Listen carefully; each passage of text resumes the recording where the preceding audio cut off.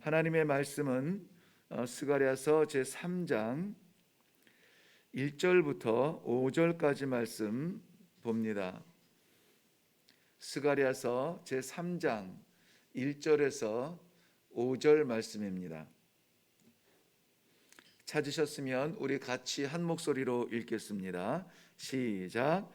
대제사장 여호수아는 여호와의 천사 앞에 섰고 사탄은 그의 오른쪽에 서서 그를 대적하는 것을 여호와께서 내게 보이시니라. 여호와께서 사탄에게 이르시되 사탄아, 여호와께서 너를 책망하노라. 예루살렘을 택한 여호와께서 너를 책망하노라. 이는 불에서 꺼낸 그슬린 나무가 아니냐 하실 때에 여호수아가 더러운 옷을 입고 천사 앞에 서 있는지라. 여호와께서 자기 앞에 선 자들에게 명령하사 그 더러운 옷을 벗기라 하시고 또 여호수아에게 이르시되 내가 네 죄악을 제거하여 버렸으니 네게 아름다운 옷을 입히리라 하시기로 내가 말하되 정결한 관을 그의 머리에 씌우소서 하매 곧 정결한 관을 그 머리에 씌우며 옷을 입히고 여호와의 천사는 곁에 섰더라. 아멘. 아멘. 오늘 저는 말씀의 제목을 2절 하반절에 있는 불에서 꺼낸 그슬린 나무가 아니냐, 그슬린 나무라고 하는 이 존재에 대해서 한번 우리 같이 묵상해 보려고 합니다. 스가랴서는 다른 소선지서에 나오는 것과 비교되지 않을 만큼 많은 환상에 대하여서 기록을 하고 있습니다. 대략적으로 8개의 환상을 기록하고 있는데 오늘은 그 네 번째 환상이 되겠어요. 여호수아 대제사장 여호수아를 정결케 하시는 그 환상을 보게 됩니다. 1절 말씀에 보면 여호와의 천사 앞에 선 대제사장 여호수아, 그런데 거기 여호수아만 서 있는 것이 아니라 사탄이 그 오른쪽에 있다는 겁니다. 사탄이 그냥 있는 게 아니라 서서 그를 대적하는 것을 여호와께서 내게 보이셨다라는 겁니다. 서 있다는 것은 활동하는 겁니다. 의지적으로 활동한다는 모습을 표현할 때 서서 이렇게 이야기합니다. 스데반 집사님의 순교의 현장에서 하늘을 우러러 볼 때에 인자가 보좌 앞에 옆에 서서, 그리고 성도들이 환난 당할 때에 우리 주님은 앉아서 구경하시는 분이 아니세요. 우리 주님께서 우리 성도들의 환난의 현장에 동일한 마음으로 서서 함께 하시는 것을 믿으시기를 바랍니다. 우리는 예수님의 십자가의 그 고난의 길을 앉아서 구경해서는 안 됩니다. 그 길에 함께 동참하고 함께 죽고 함께 살고 함께 하나님의 나라를 소망할 수 있는 이 믿음이 이 시대를 살아가는 성도들의 가장 중요한 믿음입니다. 지금은 워낙 이 컴퓨터나 이 매스미디어가 잘 돼서 보는 데 익숙해요. 보는 데 익숙합니다. 그래서 모든 것을 다 앉아서 보려고 합니다. 예배도 앉아서 보려고 합니다. 예배 용어의 차이입니다만은 예배는 보는 게 아니라 드리는 거예요. 하나님 앞에 예를 다하여서 드리는 것이 예배입니다. 우리 자신을 드리고 하나님의 종으로 드리고 말씀으로 채우사 그 말씀이 세상에 선포될 수 있도록 사용하여 주옵소서. 그리고 나아가는 것이 예배의 현장입니다. 우리 주님께서 급하게 일하시는 것만큼 사탄도 오늘 보면은 그 곁에 서서 이 여호수아 대제사장을 대적한다 이렇게 표현하고 있습니다. 계시록 12장 10절 말씀에 보면은 동일한 사탄의 모습을 이렇게 소개하는데요.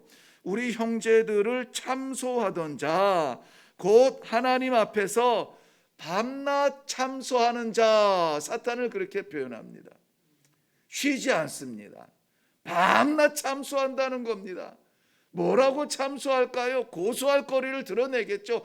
이 사람은 안 됩니다. 이 사람은 글렀습니다. 이 사람은 부족합니다. 왜 하나님 가만히 계십니까? 책망하소서, 때리소서, 멸망시키소서라고 계속해서 참소, 고소하고 있는 존재가 누구냐? 바로 사탄이라는 것입니다. 이 여호와 앞에 서 있는 자들이 여호와의 종들, 천사들과 그들만이 아니라 사탄이 그 곁에 서 있다는 것은 우리 욥기서를 통해서도 잘 알고 있습니다. 하나님께서 욥을 자랑하고 싶으신데 사탄은 그 욥을 고소하고 핑계거리를 만듭니다. 이유를 댑니다. 왜 저 사람의 믿음이 좋은지 아세요? 이제까지 잘 지켜주셨으니까, 복을 주셨으니까 믿는다 하면서 하나님을 보는 겁니다. 한번 뺏어 보세요. 한번 때려 보세요. 그 믿음이 유지될까요? 하고 옆에서 이렇게 간교하게 고소하는 사람이 누구냐? 고소하는 존재가 누구냐? 바로 사탄이에요. 사탄. 오늘도 우리 성도들의 마음이 두렵고 이 힘든 신앙생활에 힘든 것이 이유가 뭡니까? 자꾸 사탄이 고소하는 음성에 귀를 기울입니다. 이거 안 됩니다. 이거 부족합니다. 누가 봐도 안 되는 일입니다 라고 계속 참소하고 있는 것입니다. 오늘 본문에서도 이 사탄은 대제사장 여호수아를 대적하고 참소하는데요, 그 이유가 뭐냐면 더러운 옷을 입었다는 거예요. 더러운 옷을 입고 천사 앞에 서 있는 여호수아, 성경 본문은 그렇게 얘기해요. 그러니까 없는 것은 없는 얘기는 아니에요. 거짓을 우리가 생각지도 않았던 그러한 배신에 대한 것을 고발한 것이 아닙니다. 우리가 저지르지 않은 살인에 대해서 고발하는 것이 아닙니다. 우리가 생각지도 않았던 미움과 원수들에 대한 것을 고발하는 것이 아니에요. 오늘 본문에서도 더러운 옷을 입고 서 있는 여호수아를 고발하고 있다는 것입니다. 그런데 이 더러운 옷의 원인이 무엇입니까? 오늘 본문 말씀의 제목을 정한 것처럼 불에서 꺼낸 그슬린 나무가 아니냐, 불에서 꺼낸 그슬린 나무가 아니냐. 그러니 깨끗하고 멀쩡하고 생기 넘치고 그러지 못할 수는 있다는 거예요. 부족한 게 맞습니다. 불에서 꺼낸 이 나무 조각이니 불에 타가지고 그슬르고 시커멓게 되고 보기 싫고 잡기도 싫은 그러한 존재처럼 보이는 것은 맞을 수가 있습니다. 그래서 이것 보세요. 하나님께서 생명가지로 세우셨는데 불에 타서 그슬린 것처럼 쓸모없는 존재가 되지 않았습니까? 그런데 하나님께서 그 더러운 옷을 벗겨버리고 아름다운 옷을 입히시겠다는 것입니다. 더럽고 그슬르고 볼품없고 쓸모없는 것 같은 그 옷을 벗겨버리고 누구의 판단에도 사탄이 정확하게 지적질한 것처럼 괜히 하나님을 예배하겠습니까? 괜히 하나님을 사랑하겠습니까? 주시니까 그렇죠. 뺏어 보세요. 뺏겼을 때에 상처가 있고 아픔이 있고 이럴 수 있냐고 돌아설 거 아닙니까? 라고 말하는 그 고소에 우리는 맞을 수가 있습니다. 잠시 당하는 환난 때문에 하나님 도대체 왜 이러시냐고 하나님을 향하여서 손가락을 들 수가 있습니다. 믿어보려고 했는데, 섬겨보려고 했는데, 해보려고 했는데 뭐가 안 되잖아요. 말할 수 있습니다. 그러한 것들을 사탄은 가만 있지 아니하고 이것 보라고 고소하는데요, 이것이 하나님 앞에서 흠되지 아니하도록 하나님은 우리의 그 더러운 옷을 벗겨버리고 그슬린 그러한 이 타다 남은 장작 같은 것들을 다 벗겨버리고 오늘 성경 본문에 표현대로 말하면 아름다운 옷을 입혀주신다 약속해주고 계세요. 우리의 사탄의 판단에 속지 않으시길 바랍니다. 마치 정확한 지적처럼 우리가 봐도 맞아, 글렀어 라고 말하지만 아니에요. 하나님께서 그 옷을 벗기시고 아름다운 옷을 입혀주실 것입니다.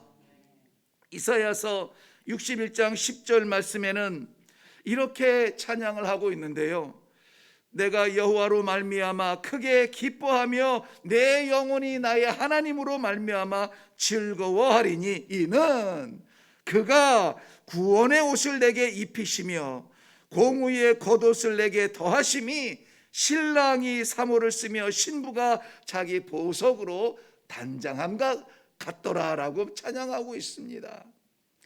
왜 우리가 이 어려운 중에서도 찬송하며 하나님을 바라보며 소망을 가질 수가 있습니까? 우리는 판단에 사탄의 고소대로 들여다보면 찌꺼기 같고 부끄럽고 더러운 그러한 삶을 사는 것 같은데, 하나님께서 그거 다 벗기시고 구원의 새 옷, 아름다운 옷, 세상이 줄 수 없는 옷을 입혀주셨으므로 우리가 즐거워한다, 우리가 찬송한다 라고 말씀하고 있는 것입니다. 사랑하는 성도 여러분, 누구라서 이 옷을 입힐까요? 이 옷은 아버지께서 그 아들들에게 입히는 옷이에요. 누가복음 15장에 보면은 탕자의 이야기를 우리가 잘 알고 있습니다. 자기 재산 유산 달라고 해서 타국에 가서 흥청망청 다 써버리고 마지막에는 먹을 것 없어 돼지우리에 뒹굴고 있던 그 아들의 모습 얼마나 비참합니까? 그런데 그 아들이 돌아올 때 뭐라고 합니까? 그 아들을 멀리서 바라보며 뛰어 달려가 품에 안고 입을 맞추며 이야기합니다. 가장 좋은 옷을 입히고 손에 가락지를 끼고 신발을 신기우고 우리가 잔치를 하자라고 말합니다. 거기에서 가장 좋은 옷, 가장 아름다운 옷, 이것은 아버지가 아들을 품고서야 줄 수 있는 그러한 옷입니다. 우리의 삶의 모습은 아버지 영광에 부족할 수가 있습니다. 그런데요, 오늘 하나님께서 우리의 그 누추한 모든 옷을 다 벗기시고 하나님의 아들, 하나님의 자녀답게, 하나님의 딸답게 아름다운 옷으로 우리를 이렇게 입혀주신 것을 인하여 우리는 감사하며 찬송할 수 있는 복된 하루가 되시기를 주님의 이름으로 축원합니다. 아름다운 옷이라 오늘 본문에서 이야기할 때에 제사장의 아름다운 옷은 평상복은 아닙니다. 제사장이 입는 아름다운 옷은 하나님께서 독특하게 제사장에게 입히시는 옷이에요. 그래서 오늘은 옷만 아름답게 입히는 것이 아니라 관도 씌워준다고 했습니다. 정결의 관을 씌워준대요. 언제 입습니까? 제사 드릴 때예요. 하나님 앞에 나아가서 제사 드리는 그 임무를 감당할 수 있도록 하나님께서 입혀주시는 그 옷이 아름다운 옷이에요. 여러분, 이 예배를 드리고 싶다고 해서 드릴 수 있습니까? 아니에요. 하나님께서 감동을 주시고 하나님께서 시공간을 허락해 주시고 하나님께서 인도해 주셔서 예배의 자리로 나아올 수 있도록 예배의 마음을 주시는 것이 우리 아버지세요. 그러므로 하나님께서 이러한 기회와 공간을 주셨을 때에 우리는 예배 드리는 자리로 나아가는 이 시대의 제사장의 역할을 감당해야만 합니다. 하나님께서 이 아름다운 옷을 우리들에게 입혀주셨는데 옷 입지 않은 사람처럼 부끄럽게 살면 안 될 것입니다. 이 옷은 마지막 때의 성도들이 하나님 보좌 앞에 서서 설 때 입을 수 있는 그러한 옷입니다. 계시록 7장 말씀에 보면은 하나님 앞에 셀 수 없는 수많은 민족들이 많은 방언과 민족들에게서 나오는데 하나님 좌우편에 있던 장로들이 묻습니다. 이 사람들이 도대체 누구며 어디서 오는 사람들이냐? 그랬더니 이 사람들에 대해서 이렇게 소개합니다. 이 사람들은 환난 가운데에서 나오는 사람들인데 어린 양 보혈로 말미암아 그 옷을 희게 씻은 사람들입니다. 어린 양 예수 그리스도의 보혈로 말미암아 그슬른 그 때가 벗겨지고 더러운 그 추한 옷이 벗겨지고 예수 보혈로 말미암아 희게 된 이 세마포 옷을 입은 그 사람들입니다라고 소개하고 있습니다.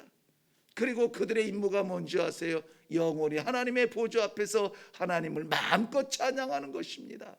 할 수 있어도 할 수 없는 안타까움들이 있지요. 그런데 예수 보혈에 의지하여서 이 옷을 입은 사람들은 마음껏 형편과 상황에 좌우되지 아니하고 그저 하나님을 찬양하는 일에, 그저 하나님을 섬기는 일에 쓰임받는 제사장의 종으로, 제사장의 직분으로 나아간다는 사실입니다. 분명히 하나님 앞에서 우리는 부족합니다. 떳떳할 사람이 없습니다. 연약합니다. 고집쟁이고 교만하고 우리밖에 모르고 내 배밖에 모르는 그러한 존재들입니다. 그런데 하나님께서는 예수 그리스도의 십자가 그 은혜로 말미암아, 보혈의 은혜로 말미암아 우리에게 구원의 옷을 입혀 주셨습니다. 세상이 줄 수 없는 이 아름다운 옷을 우리들에게 입혀 주시고, 너희는 왕 같은 나의 제사장이라 이 시대를 끌어안고 하나님 앞에 나아가 기도하는 사명을 우리에게 주셨습니다. 이 사실을 믿으시기를 바랍니다. 그러면 이제 우리는 어떻게 합니까? 이 제사장의 직분을 감당해야죠.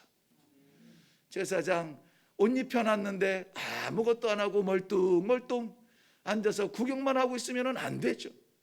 이 사명을 감당해야죠. 땀 흘려야죠. 수고해야죠. 눈물 흘려야죠.